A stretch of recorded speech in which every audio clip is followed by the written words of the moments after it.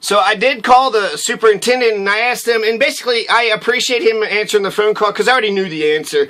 They don't have a comprehensive plan. Conejos County, it's being run by a bunch of Republicans who hate the government and hate sales tax. And these Republicans have a sales tax issue on the ballot, so they want to tax the poor people. 20 to 30% of the people here are poor. They have a death sentence. And what are the people in charge? What are the leaders of Conejos County? What are they going to do? Nothing, right? They're going to just allow them to wallow and drown slowly while they sit there and snatch all their lands. So that's what Conejos County Republicans are doing. They're fucking over the poor, they're fucking over the Democrats, and they've been doing this shit for years.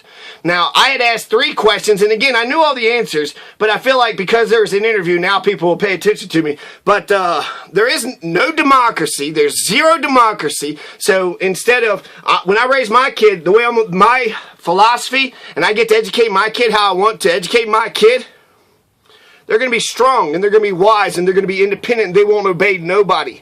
Nobody. The only rule that I'll give my kid is don't hurt anybody. Go out in the woods, have science experiments, learn, this, learn that, read all that you want.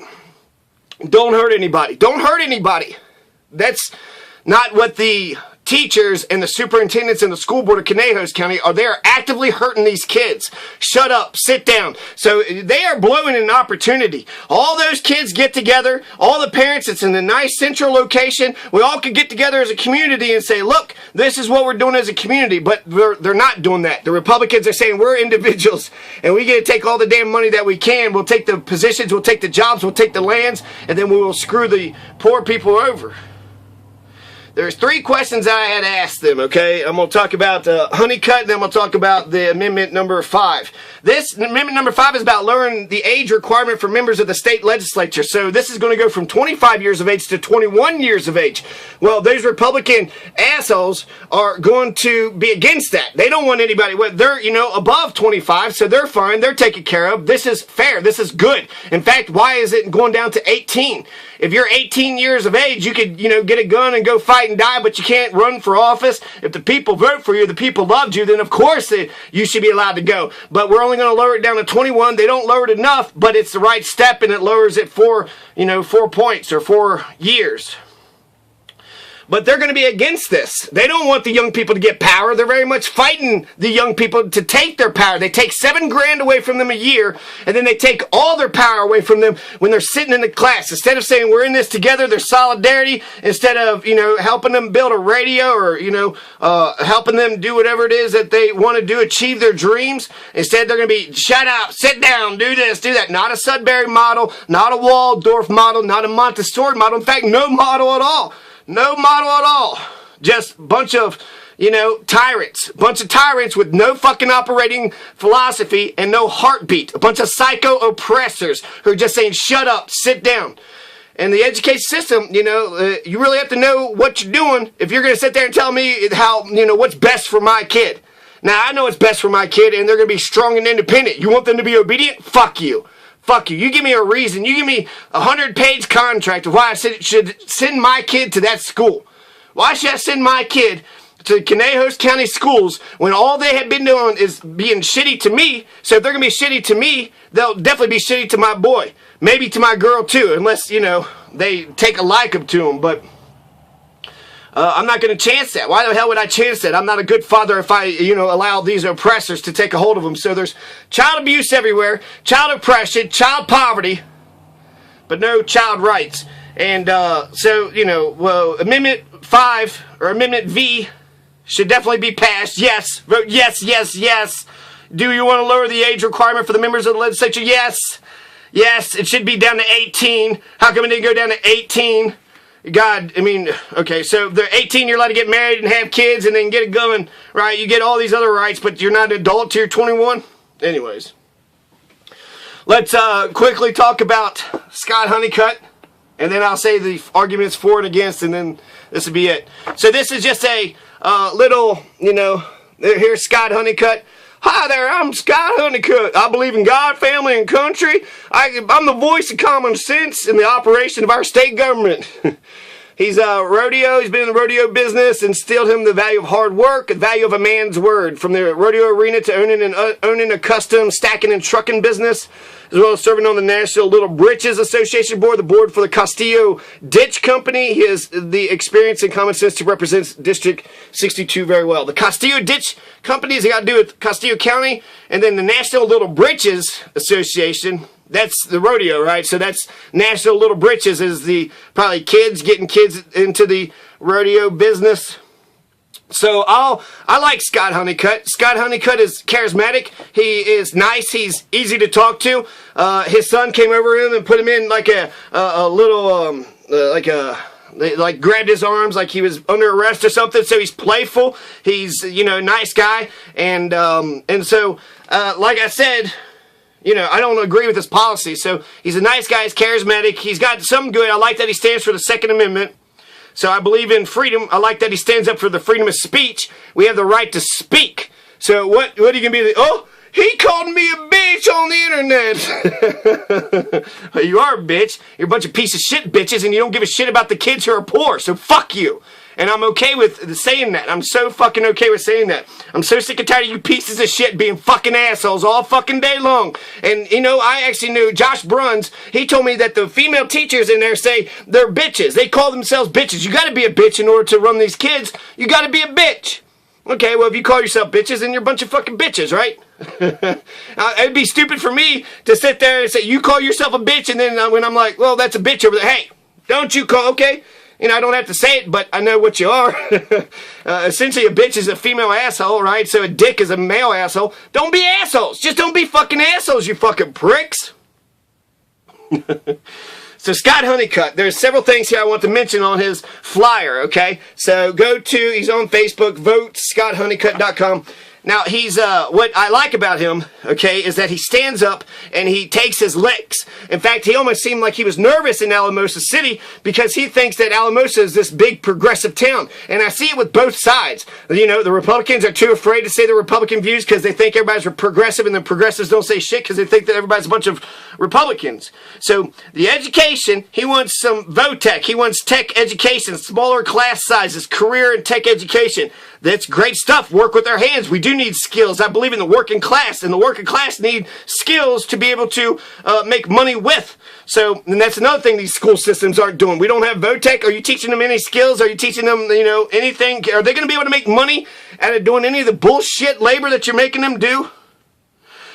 Talks about water, conservation, and preservation. Water's important, and conservation, preservation's all right. But what about some water dams? Are we going to get some water dams up on the Rio Grande? We get some hydroelectric water dams. Dams will dam up that water. Then you have a nice big fat pool of water, and then you can regulate the flow. The flow still goes on, right? It still carries on, but now you actually got that flow. You can make money off that flow because there's energy coming out of that flow. And I would say, have 3 or 4 dams on the damn river. So if you want to actually, start ponding these up, you have a big reservoir of water, and then why not get some water companies out there and start cleaning that water up? So, not just conservation and preserving water, but I think we should get some hydroelectric dams. That's, for energy and for water. And then he says pro-life, okay? So, the problems that I have with Scott Honeycutt is that I don't believe in half the things that he talks about. So, whereas I believe with the water, the education, I'm pro-Second Amendment, I'm pro-freedom of speech, he's all about religion. He's all about God. So, he's the American Taliban. He is the, going to be, put God in schools guy. We need to make sure Christianity is all over the place.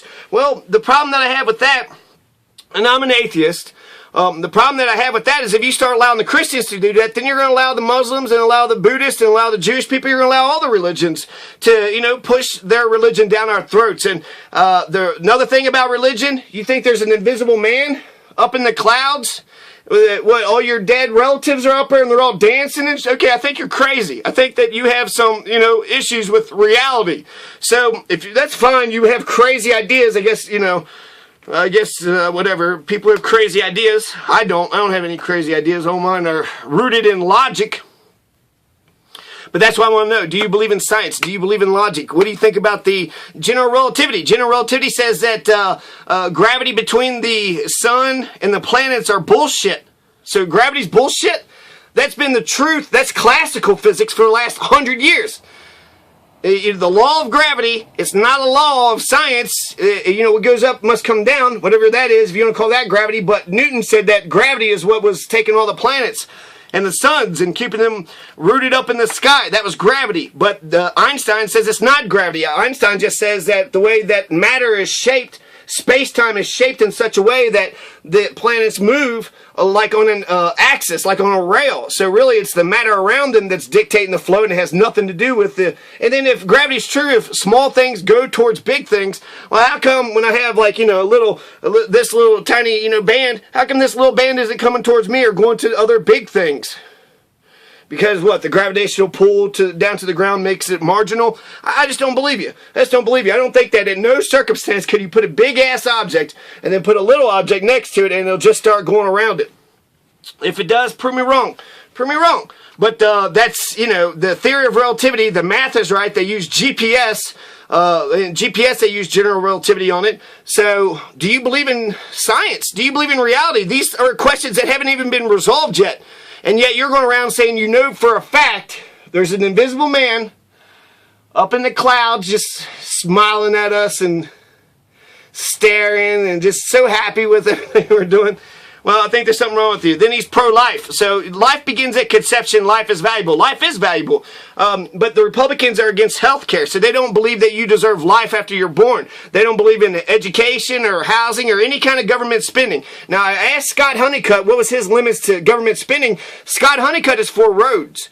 Michael Young, he was laughing about the roads. The commissioner of Alamosa County, he was like, roads? And you guys want roads?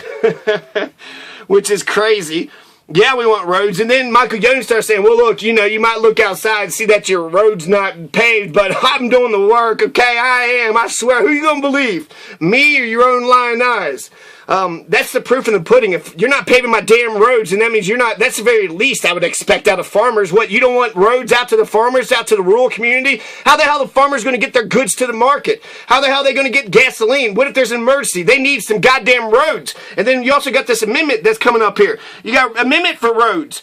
So to run away from roads at this point, Proposition 109 and Proposition 110, both of these are for roads. I think I'm for Proposition 109. It just seems redundant and overkill to do both of them, but I like Proposition 109. Maybe Proposition 110, but that's, get us some damn roads. I think that's the name of the bill. Get us some damn roads. We need some new damn roads. What the fuck is the matter with you? So when Michael Young laughs about it, that was his buddy. His buddy had asked, are you going to work on roads? And then he's like, oh, and then my buddy here wants the roads. Ha ha ha ha. So he's building jails and shit, and that's all he worries about. I don't even understand his philosophy because it doesn't seem like, anyways, it's about Scott Honeycutt. So, the last thing I wanted to mention about Scott Honeycutt is that he's pro-life. So that means if his kids are raped, and that means they have to have the baby. They have to have the child if they're raped. There's a morning after pill, and I remember being with a person that I loved, actually, and maybe, in hindsight, but that's because I wish I would have trapped her. So, no, we were actually being smart. We were young, and so she took the morning after pill. Did it, was there fertilization? I don't know. So I feel the science... They're right about the science in a way, but they're wrong in a way too about the science. So they're right. Life does begin at fertilization. As soon as the cells start, dividing and multiplying, that's when life begins. But the question isn't exactly, well, it is, okay, so when does that life begin, and then when's the life of the mother begin? So the life of the mother, it's, it doesn't have a heartbeat, it doesn't have a brain, it's, like I said, there was a day after, and I didn't feel bad about it at all. I didn't feel bad. She took a pill the day after. So they sit there and try to say abortion on demand and stuff. So they pretend like they're moral when it comes to abortion. So I do believe abortion is necessary in some cases. So for the first 6 weeks or so, get it taken care of. If you're young, if you have, whatever. So I feel like to shackle a woman to that kid because of whatever reason, I think it's crazy. I think if you have, maybe, there's a law in Colorado that says you can't have any public financing of abortions, so that means automatically you have to get your own money if you want your abortions. The morning after pill, I don't know how much the morning after pill cost, but I'm against this. The pro-life thing, if he truly wants, there is a man in Kentucky that actually ran for governor, and his main argument against these pro-lifers is that they actually aren't stopping abortion. The places where abortions are, through the roof are conservative places. where there's good, healthy places to get abortions, people don't want abortions. People aren't rushing out to get abortions. Nobody wants an abortion. So it's not like, hurry up and let's get one of these things. And so the graph that he showed was that in liberal societies, there was less abortions than in conservative societies. In conservative societies, it's like, oh shit, I had sex with a black man, better get a good abortion. Oh shit, I'm poor, I can't do this. Oh shit, So there was a graph that essentially said that if you want less abortions, then you will have liberal laws when it comes to abortions. You will allow abortions to happen so they're not in the alley, taking a coat hanger. So, if they get raped, I hope. A lot of times these pro-lifers say, well, except for in cases of incest and cases of rape. So they're, for pro-life, except for those cases of rape and incest. I hope he has at least those exceptions. So, there's a lot of good things there. He's actually speaking up. I know exactly where he stands on different things. God, family, country, that sounds nice. But he's running for the House District, 62. So, God, family, country, is that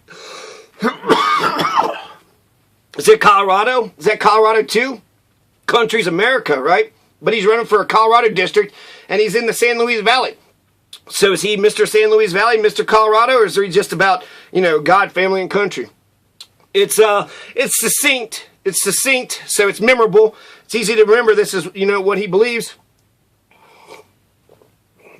So he's good at marketing. So, yeah. Those are essentially my small hang-ups on Scott Honeycutt. There was one more thing that I'll mention. I'll mention it for next time, actually. And, yeah, this went on for a lot longer than what I thought it was supposed to.